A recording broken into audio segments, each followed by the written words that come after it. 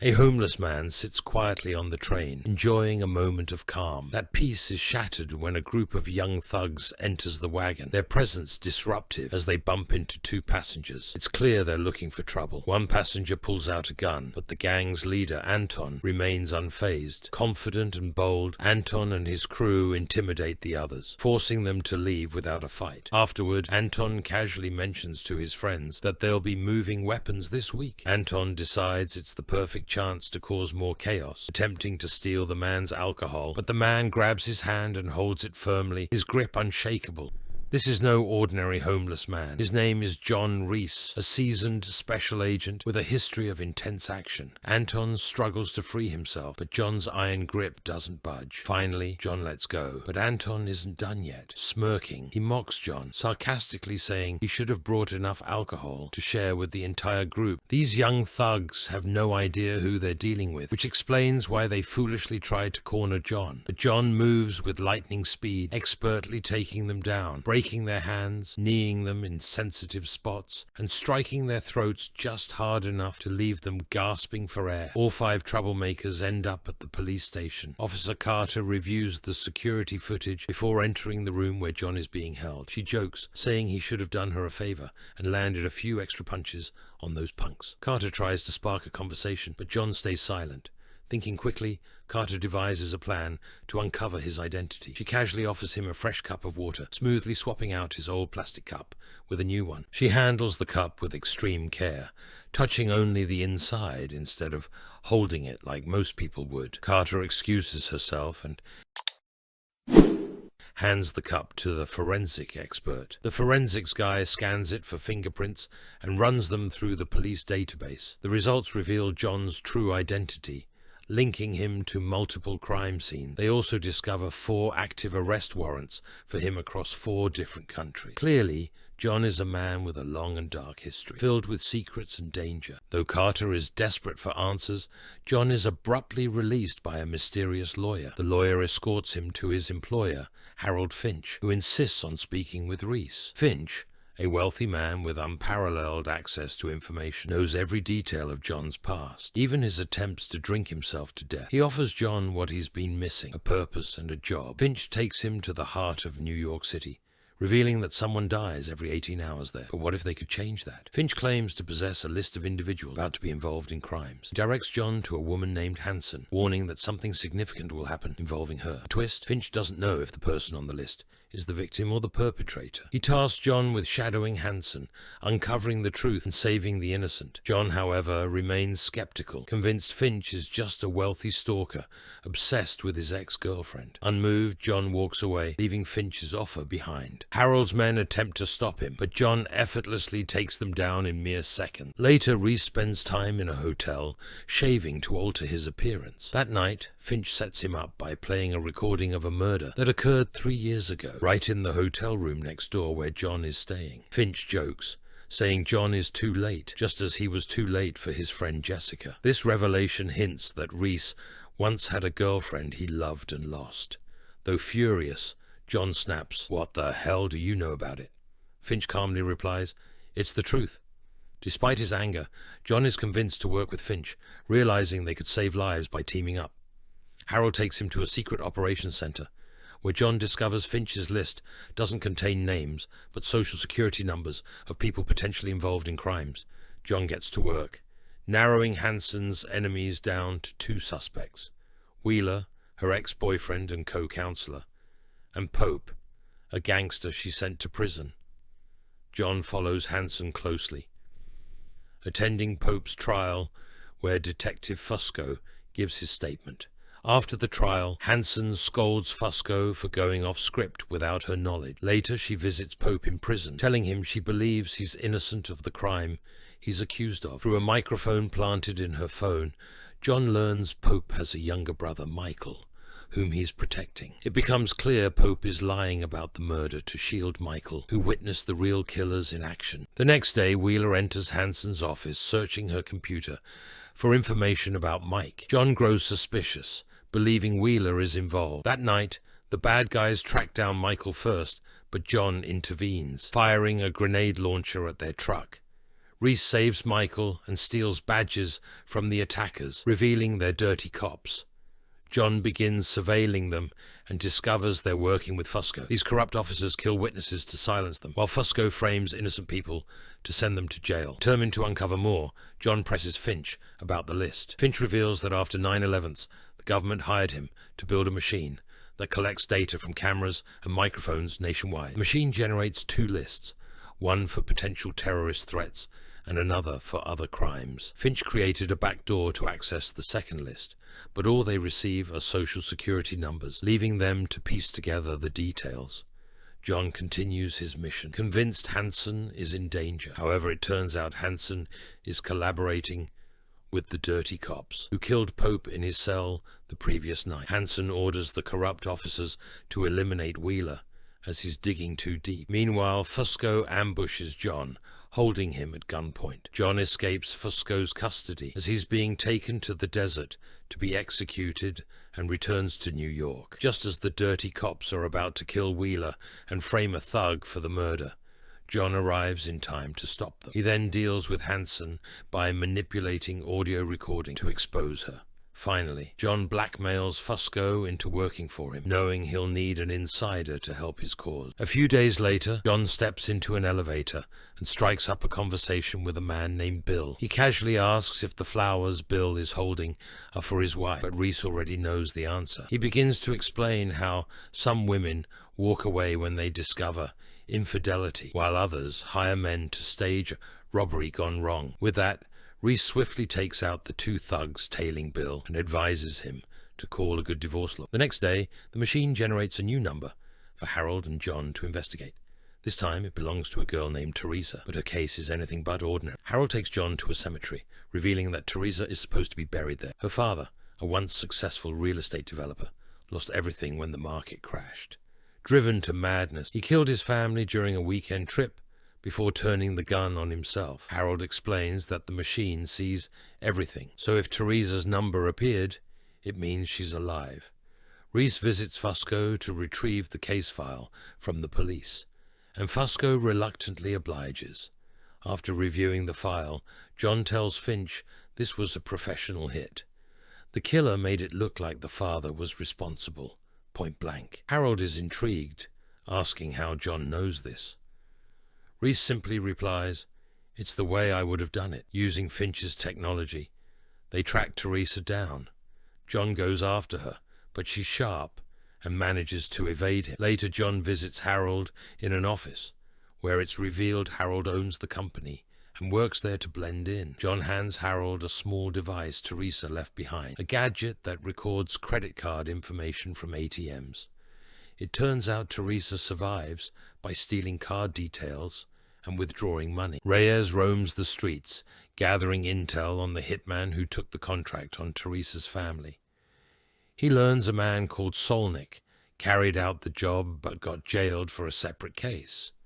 John visits Solnick and questions him about sparing the girl. The hitman replies that he follows a strict code, never harming kids.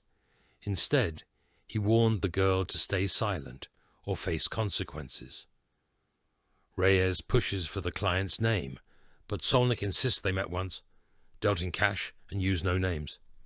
Meanwhile, Teresa attempts to sell banking data online, allowing Finch to trace her. Reyes finds her, but is ambushed by an assassin sent to kill her. John intervenes, saving her and taking her to a hotel. She confesses that her father blamed Uncle Derek for the attack. John tracks Derek, uncovering his role in hiring 2 major contractors to eliminate his brother, securing land set to increase 40-fold in value. Now, Teresa is targeted since her survival threatens their claim. John locates one contractor and smashes his car with a massive truck. Reyes demands he cancel the hit, but the man says it's too late.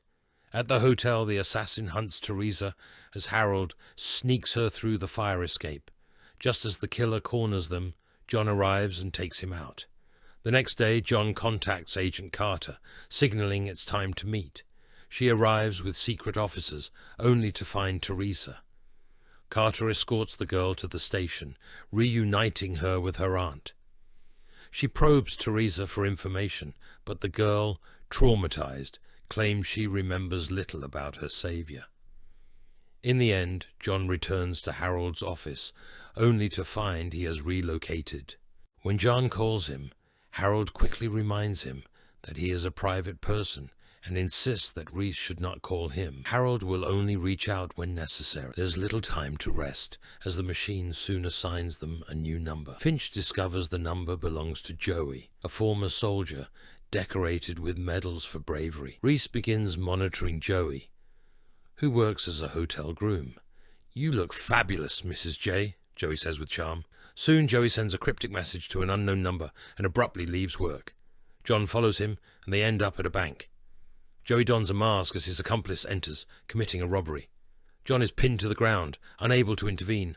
When a guard tries to grab his gun, John stops him, warning it's a bad idea. After the robbery, Harold is eager to close the case, suggesting they turn Joey in before someone gets killed. But Reese is determined to understand how a decorated soldier ended up in this life. Joey doesn't seem like a killer, and John wants answers. Reese watches Joey closely and uncovers his connection to a network of former soldiers involved in robberies.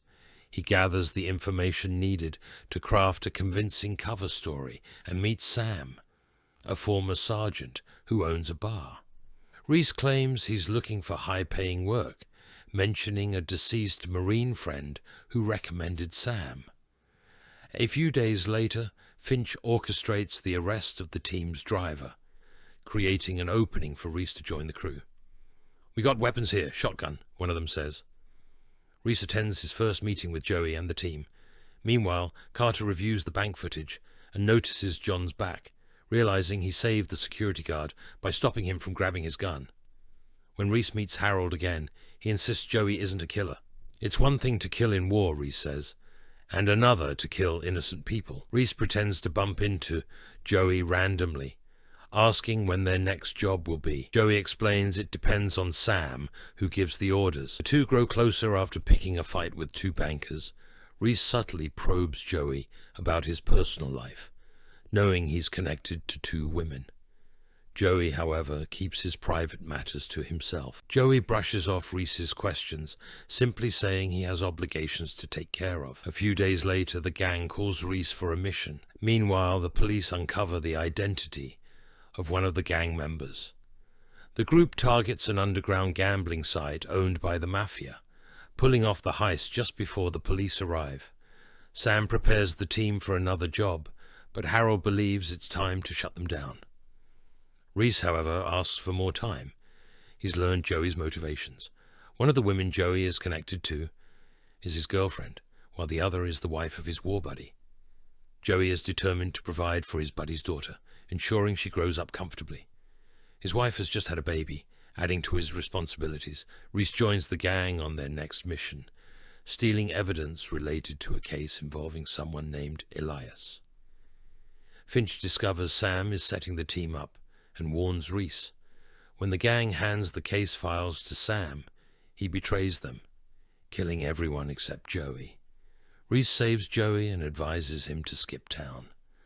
Later, Reese finds Sam dead, the case evidence handed off to an unknown person.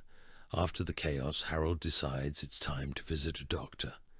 While he complains of back pain and needs pills, his real goal is to steal Dr. Tillman's hospital radio. The machine has flagged her number, and the team must uncover what's going on with her. John begins watching Dr. Tillman and quickly realizes she's a lonely person, consumed by work with little time for fun. One night, Tillman decides to go out, and a man hits on her. When he tries to follow her, Reese intervenes and takes care of him. Back inside the club, Reese notices a man named Andrew who had bumped into Tillman earlier that day. Reese bumps into him in return, discovering Andrew is carrying drugs. From the bartender, John learns Tillman visits the club alone every night, likely catching Andrew's attention. The next day, John breaks into Andrew's apartment and steals files from his computer. Reviewing them with Harold, they uncover Andrew's predatory nature. He constantly seeks opportunities to exploit women. Andrew also has a criminal record from college, though it's been officially erased. Meanwhile, Carter reviews footage from John's team stealing the case file. She notices one of the thieves briefly interacted with Harold, exchanging a few words. That night, John watches as Andrew approaches Tillman at the bar. They share a brief flirtatious encounter before leaving. Andrew invites Tillman to his house, but she declines. As Andrew walks away, Tillman follows him, using a camera to zoom in and observe his movements. John calls Finch, revealing that Andrew isn't stalking Tillman. It's the doctor who's stalking the banker. John enlists Fusco's help to retrieve Andrew's old file. Reading it, John pieces together the story. In college, Andrew was accused of sexually assaulting a young woman, but the charges were dropped because she reported it 2 days too late. Later, the girl overdosed on drugs. She was Dr. Tillman's sister. Now Tillman is seeking revenge. The machine flagged her number because she plans to kill Andrew Harold. Meanwhile, receives a visit from Carter, who asks what the robber told him. Harold lies, claiming the robber told him not to stare. John continues his investigation, discovering Tillman has purchased chemicals to dissolve Andrew's body after killing. John's plan is to make Andrew disappear, preventing Tillman from executing her revenge. Reese orchestrates an accident using Andrew's car, loaded with drugs. The police arrest Andrew, but he's released the next day. Reese is frustrated, but Fusco explains Andrew's wealth and powerful lawyers make him untouchable. This guy has 4 lawyers, with suits more expensive than my yearly salary, Fusco says. That night, Tillman breaks into Andrew's apartment, tasing and drugging him. She wheels him out in a wheelchair, loading him into her van. John intervenes, confronting Tillman. "God, you've got him tied up in the back of your van," he says. Reese convinces her not to kill Andrew, arguing that doing so would destroy the best part of herself. "You're not a killer," he tells her. "You're someone who helps people." Reese takes Andrew to a secluded location, where the two have a tense conversation. John wrestles with whether Andrew deserves to live. Can people change? Or are they bound to repeat their mistakes? He wonders if there are still good people in the world, or just good decisions. Ultimately, John asks Andrew to help him decide his fate, and the episode cuts to black. A few days later, the machine provides a new number. Samuel Gates, a Supreme Court judge known for his fairness and tough stance on crime. John begins surveilling Samuel, noticing several men tailing him. One of them pulls out a phone, sends a message, and tosses it into a dumpster. John retrieves the phone and reads a message about Samuel's son finishing school. "We've been following the wrong person," John realizes. "I think we've been following the wrong Sam Gates." At the same time, a group of men attempts to kidnap Samuel's son. Reese intervenes, engaging in a brutal fight. Just as he gains the upper hand, one of the attackers pulls a pistol and shoots him. Reese drops unconscious as the kidnappers take Samuel's son. Soon, the judge receives a call from the kidnappers, who inform him they have his son. They instruct him to wait for their next call and warn him not to involve anyone. Devastated, Samuel is left helpless. John, recovering from his injuries, decides to step in. "Who are you?" Samuel asks. "I'm here to help," John replied. He explains that the kidnappers will keep the boy alive as long as he's useful to them. Samuel demands to know who John is, but Reese brushes it off, saying he's just someone trying to help. The two head to the judge's house, where Samuel wonders how the kidnappers bypassed his alarm. John advises him to wait for the next call while he investigates. He heads to the nanny's house, speaking to Finch on the phone. Finch is attempting to trace the kidnappers' call by hacking the cell phone company, but for now, he's unsuccessful. At the nanny's house, John discovers her body. It's clear the kidnappers extracted the alarm code from her before killing her. Later, Finch helps John locate one of the men he saw earlier. Reese confronts and beats him, uncovering a tattoo on the man's chest. It identifies him as a member of SP9, a gang originally from Eastern Europe that has now expanded to New York. That night, the kidnappers call Samuel again. They don't want money. They demand he drop the case against a woman named Angela. If she walks free, they'll return his son. Samuel reveals Angela's case is straightforward. She ran over someone and left the scene. Meanwhile, Finch uncovers that SP9 has expanded its operations to 18 countries, making them a formidable threat The next day, Samuel presides over Angela's trial. He helps her case go well, but stalls as long as possible before making a decision. The gang boss calls, pressuring Samuel to stop playing games. Samuel insists he must do things the right way. Meanwhile, Reese interrogates the man he captured earlier, learning the location where the gang collects payment. He raids the place, finding $500,000 and taking down 2 guards. Finch listens in on a call between Angela and the gang boss, piecing together their scheme. Angela works at a bank developing software to detect money laundering, but she can disable it with a click.